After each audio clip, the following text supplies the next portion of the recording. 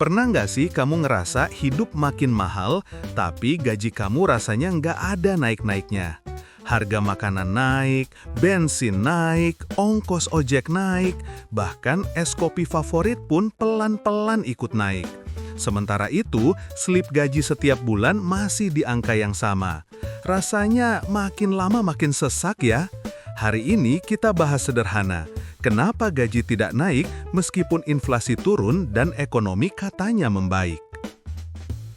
Jadi sebelum masuk ke penyebab sebenarnya, kita perlu paham konsep yang sering banget bikin orang salah kira. Gaji nominal versus gaji nyata atau real wage. Gaji nominal itu angka yang kamu terima di slip gaji. Misalnya 5 juta, udah dipotong pajak. Tapi gaji nyata adalah nilai beli dari uang gaji itu. Berapa banyak barang dan servis yang bisa kamu dapat dari uang itu. Nah, masalah terbesar kita hari ini bukan gaji yang nggak naik, tetapi nilai uang di gaji yang turun. Jadi, walaupun angkanya sama, barang yang bisa dibeli makin sedikit. Itu sebabnya banyak orang merasa, kok makin pas-pasan ya, padahal gaji secara angka nggak berubah. Sekarang masuk ke pertanyaan yang paling sering muncul. Kalau harga naik, kenapa perusahaan nggak ikut naikin gaji karyawan?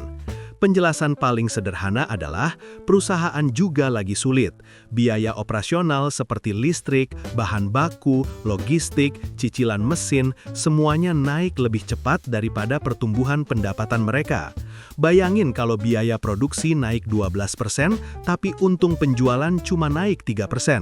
Sebelum perusahaan mikirin naikin gaji, adanya sibuk mikirin supaya bisnisnya nggak bangkrut duluan. Bahkan di sektor-sektor yang kelihatannya stabil, banyak perusahaan sebenarnya nggak berani naikin payroll, karena mereka pun juga lihat permintaan konsumen sekarang lagi melemah. Orang-orang menahan hasrat belanja karena lagi susah. Ketika masyarakat nggak belanja banyak, perusahaan juga nggak bisa aktif naikin gaji, takut nggak bisa bayar akhirnya. Selain itu, ada juga faktor struktural. Perusahaan makin banyak menggunakan sistem otomatis, software, AI, dan perangkat manajemen modern untuk mengurangi ketergantungan pada tenaga manusia. Artinya, satu orang bisa menggantikan 3 orang. Ketika suplai tenaga kerja besar dan mudah digantikan, posisi tawar pekerja jadi rendah, dan gaji pun sulit naik.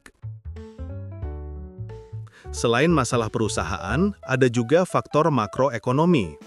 Selama beberapa tahun terakhir, produktivitas tenaga kerja di Indonesia tidak tumbuh secepat kenaikan harga-harga. Dan perusahaan hanya mau menaikkan gaji kalau pekerjanya semakin produktif atau memberikan nilai tambah yang lebih besar.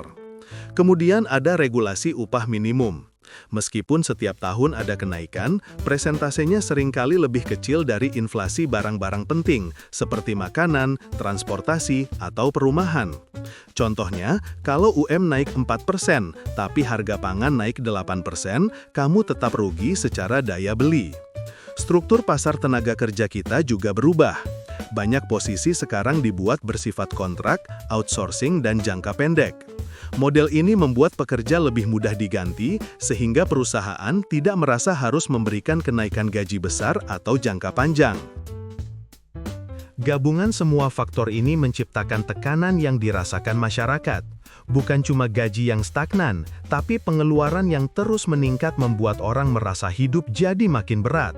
Kelas menengah yang dulu bisa menyisihkan sebagian penghasilan untuk tabungan, sekarang lebih sering kehabisan sebelum tanggal gajian. Anak muda semakin sulit membeli rumah, memulai keluarga, atau sekedar punya tabungan darurat.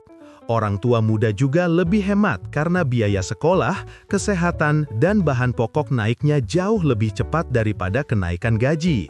Di sini kita mulai paham kenapa banyak orang merasa mereka bekerja keras tapi tetap lari di treadmill, capek tapi nggak maju-maju.